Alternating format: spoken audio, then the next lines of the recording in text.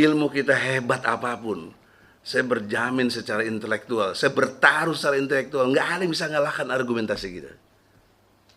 Tapi kita pasti kalah karena ada kekuasaan. Jadi kekuasaan yang dipegang oleh orang-orang yang zolim, orang-orang yang fasik, orang-orang yang kafir bahkan, dia pakai kekuasaannya dengan seenaknya saja, hukum dengan pendekatan suka-suka dia, ya, kumaha aing we cek Sunda, ya. Bagaimana gua aja. Sehingga apapun yang disebut kejanggalan-kejanggalan tadi oleh teman-teman,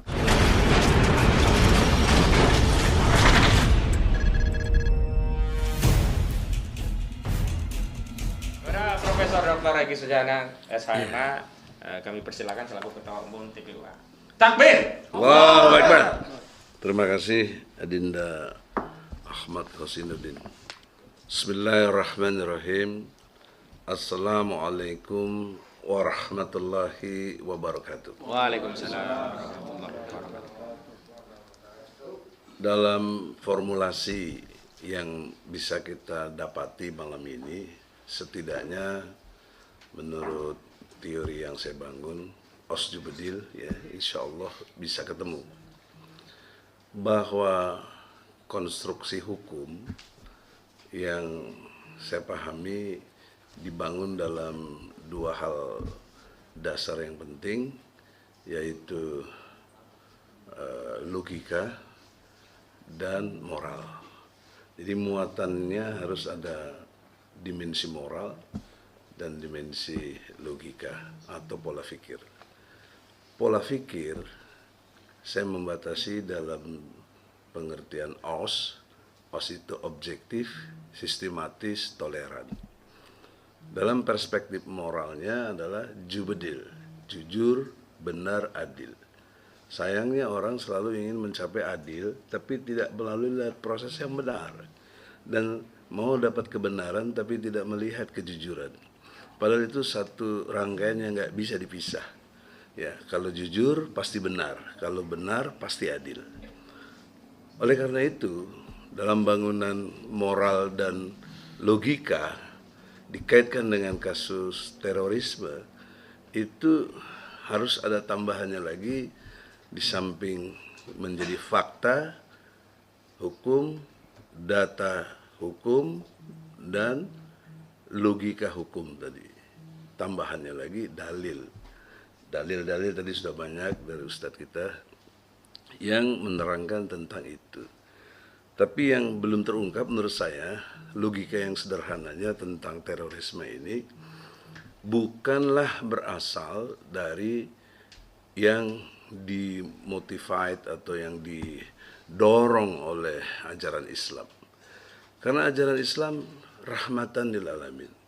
Jadi logika berikutnya, bagaimana orang mau dituduh teroris dalam perspektif Islam? Senyum saja ibadah gitu. Pindahin duri, paku atau apa yang menghambat di jalan ke pinggir itu ibadah. Nyambut tamu, kasih minum, ini ibadah. Sedekah, ibadah. Bagaimana mungkin pasang bom sembarangan boleh itu? Bagaimana mungkin dia mengkondisikan orang untuk menyembunyikan informasi? Informasi apa yang disembunyikan? Terorismenya aja nggak ada. Itu logika hukum yang sangat jelas dibarengi dengan dalil yang ada, baik Quran dan Sunnah. Tidak ada contoh. Tambah lagi satu lagi pendekatan yang saya sarankan di samping Al-Quran, Sunnah Rasul, dan uswah. Jadi uswah itu harus jadi tampilan metode yang harus kita berikan. Karena tidak ada satu pendekatan uswah yang dilakukan sput istilah saya, sifat, pikiran, ucapan, tindakan dari Nabi Muhammad Sallallahu Alaihi Wasallam. Tidak ada yang menunjukkan sputnya beliau itu mengkondisikan, menggambarkan ada perbuatan yang disebut terorisme. Nah, sekarang mereka membuat program namanya deradikalisasi. Saya pernah berdebat dengan orang BNPT juga. Kalian pada program itu, bahkan ada deputinya untuk itu. Apa yang kalian mau deradikalkan? Tauhid. Tauhid itu radikal. La ilaha illallah itu radikal. Karena radikal itu diambil dari kata radix, akar. Maka akar kita di dalam berislam ini akidah. Jadi orang yang berakidah itu orang radikal dan pasti berjiwanya merdeka. Nah, kebalikannya, kalau orang itu tidak radikal dalam perspektif dia tidak berakar, maka dia tidak akan bisa berjiwa yang militan, tidak bisa. Ya. Jadi konsekuensi logis berpikir kita dalam memformulasikan kasus ini sudah jelas batal demi hukum, batal demi filosofis yang ada, karena Islam nggak mengajarkan itu. Dan ulama nggak mungkin menjalankan kehidupannya lepas dari ajaran agama, nggak mungkin. Dari mana logikanya? Ya, apalagi ditambah dengan formulasi uswah, contoh teladan, sebagaimana surat Al-Ahzab ayat 21, untuk menjadikan Rasul itu suri teladan atau uswah. Maka perspektif keilmuan ini penting, sehingga kita dalam membela pun punya dasar ilmu. Nah, cuma kelemahannya, ilmu kita hebat apapun, saya berjamin secara intelektual, saya bertaruh secara intelektual, nggak ada yang bisa ngalahkan argumentasi kita. Tapi kita pasti kalah karena ada kekuasaan. Jadi kekuasaan yang dipegang oleh orang-orang yang zolim, orang-orang yang fasik, orang-orang yang kafir bahkan, dia pakai kekuasaannya dengan seenaknya saja, hukum dengan pendekatan suka-suka dia, ya. Kumaha aing we cek Sunda mah, ya. Bagaimana gua aja. Sehingga apapun yang disebut kejanggalan-kejanggalan tadi oleh teman-teman, ya, juga pendekatan fakta berupa Islamfobia, itu nggak penting buat mereka. Yang penting kekuasaannya mereka pegang dan mereka tekan kita.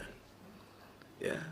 Yang kita alami misalnya kasus ijazah palsu dari Jokowi, kita membela Gus Nur. Waktu ditangkap nggak mengaku polisi bahwa itu tidak ada kaitan dengan ijazah palsu. Tapi sekarang kita baru dapat dakwaannya kurang lebih 200 halaman ya. Itu semua mengkonstruksi adanya hubungan dengan kasus ijazah palsu. Itu kan kebohongan yang secara ilmu gampang kita ketahui. Tapi mereka punya kekuasaan, tetap saja jalan, tetap saja diadili.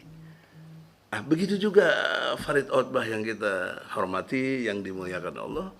Ya, saya juga kenal beliau, dia tidak ada punya, kalau menurut saya tidak detektor kayak Ustaz Tafa bilang, tweet munafik itu gimana caranya? Ya, itu gak ada teknologi sampai sekarang. Nah, dalam konteks kemanusiaan dilihat dari track record. Tidak mungkin orang istiqomah itu tidak berbanding lurus dengan waktu yang dijalani. Jadi oleh karena itu gampang sekali sebenarnya juga kalau kita lihat track record. Kalau istilah Adinda Khosinuddin terverifikasi, gitu. Verified ya, untuk mengenali orang. Maka dengan bangunan berpikir OS, objektif, sistematis, toleran, itu hanya ajaran Islam yang menurut saya sangat bisa menggambarkan cara berpikir yang Osjubedil ini dengan muatan moral yang jujur, benar, adil. Satu contoh misalnya surat Al-Kafirun, ujungnya lakum dinukum, itu kan sangat jelas toleransi yang luar biasa dari ajaran Islam. Dia diciptakan oleh Allah atau Allah yang menciptakannya, tapi Allah memberi peluang bagi diri orang itu untuk kafir kepada dirinya, kepada Allah. Itu apa kalau bukan toleran? Tapi kita diajari toleransi coba. Orang-orang yang buzzer yang rupiah itu sangat murah itu sok-sok intelektual tapi nggak ada isinya kalau debat tuh. Ya, retorika aja. Apa dia punya argumentasi? Nggak ada. Saya sering hadapinya begitu. Pendeta pun sering kita hadapi juga dalam debat-debat ilmiah. Maka oleh karena itu, terutama kita yang kaum muslim, dengan kelemahan yang tadi kita kalah dari segi kekuasaan, maka tawaran gagasan saya, cara melawannya harus dengan kecerdasan, keberanian, dan militansi. CBM, cerdas, berani, militan. Harus dengan militan, nggak bisa. Kalau takut dengan kekuasaan, masih takut sama manusia, masih takut buka-buka rahasia, buka aja, lawan, ditangkap ya ditangkap, begitu loh. Kalau pikiran saya sebagai satu formulasi untuk melawan keadaan yang kita terjebak terus, kalah dengan kekuasaan yang ada. Maka oleh karena itu, militansi yang masih tersisa sama kita ini, insya Allah dibimbing oleh Allah, tidak juga lari ke pendekatan terorisnya, tapi kita on the track, tetap berbasis kepada konstruksi hukum yang dibenarkan, ya, yang berbasis kepada cara berpikir yang os dan moral yang judil. Insya Allah ada manfaatnya, bisa menerangkan kemenangan nanti, dan ini menjadi bahan jelang putusan hakim. Saya minta konsep tahu dirinya, saya tahu diri sebagai advokat, yaitu membela. Polisi tahu diri, Anda penyelidikan, ya, menyidik, sebelumnya penyelidikan dan penyidikan, jaksa mendakwa dan menuntut, hakim memeriksa, mengadili, dan memutuskan. Maka logika konsep tahu diri ini, periksalah ini dengan seadil-adilnya, seperti tadi surat Al-Maidah ayat 8, jangan kebencianmu pada satu kaum membuat kamu berlaku tidak adil. Berlaku adilah, karena adil lebih dekat pada takwa. Nah, itu diperiksa yang benar gitu loh. Kemudian diadili dengan segala kemampuan hakimnya itu, dan memutuskan dengan seadil-adilnya. Dan jangan lupa fakta hukumnya, data hukumnya, logika hukumnya, ya. Terorismenya nggak ada, dituduhannya menyembunyikan informasinya. Bagaimana logika bisa berbicara seperti itu? Tapi bagaimana kemudian tetap diadili juga, diputus bersalah. Dan juga logikanya, ini tuduhannya berbasis kepada sanksi yang sangat berat, yaitu seumur hidup, betul ya? Tapi kenapa dalam tuntutannya 3 tahun? Itu secara logika hukum. Ragu dia. Iya, udah tidak punya keyakinan bahwa ini terorisme. Kalau dia yakin terorisme, hukumnya seumur hidup, bukan 3 tahun. Itu aja udah logika yang sangat cerah. Jadi Ahmad Kartini saya kira lebih mampu dengan mengurai kejanggalannya, dan dari segi formulasi tadi ini sudah nggak benar, pengadilan dagelan tapi mengorbankan nasib orang yang luar biasa, bukan cuma seorang, keluarganya, kita, komunitasnya, dan lain sebagainya. Oleh karena itulah kekuatan yang bisa kita hadapi untuk itu adalah kekuatan dari Allah tentunya, diwujudkan dengan kedaulatan rakyat di negeri kita yang dijamin ini.